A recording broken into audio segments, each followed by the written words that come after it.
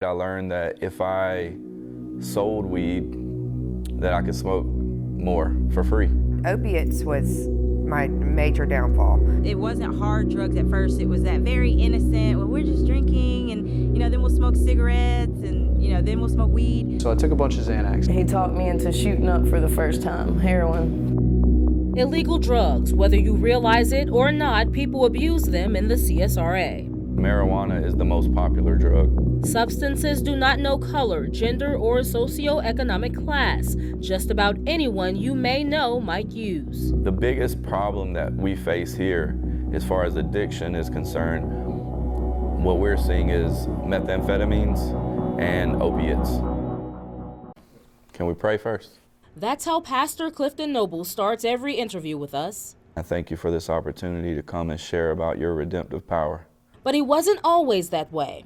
I began drinking alcohol. That turned into smoking weed. And that life, when he says started with a broken family, led Nobles to prison by age 25.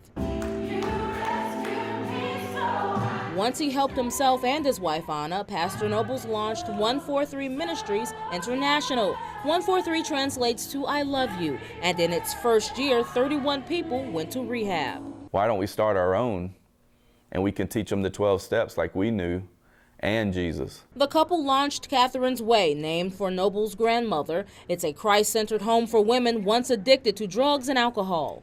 These guys took the 12 steps straight from the Bible. A power that sets Catherine's Way apart from other rehabs. I started selling my body for drugs.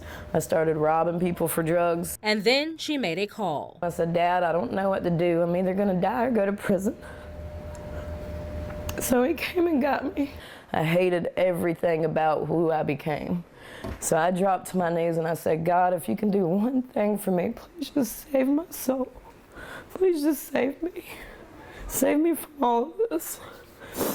And again, man, he moved mountains in my life. King graduates soon, an accomplishment Tara Brown made a year ago. So I was doing, all the party drugs, cocaine and, taking pills every now and then, smoking a lot of pot, drinking too much. She left Auburn University and later found Catherine's Way. No cell phones, no internet, not until it's job search time. It's also the women can pray and focus on connecting with God through the 12-step program.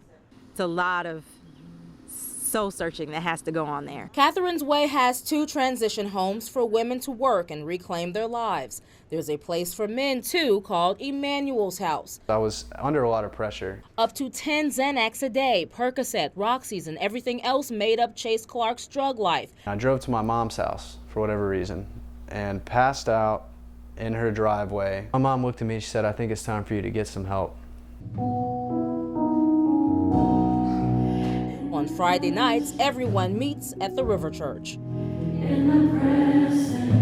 Worship, praise, testimony. So we're serious about this thing.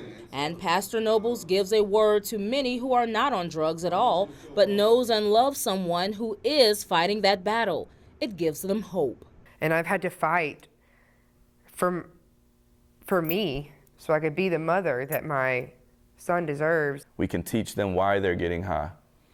We can help them get close to the Lord, who's the only one that can heal them. It would be a 30-bed facility. It would be a place where women eventually could bring their children.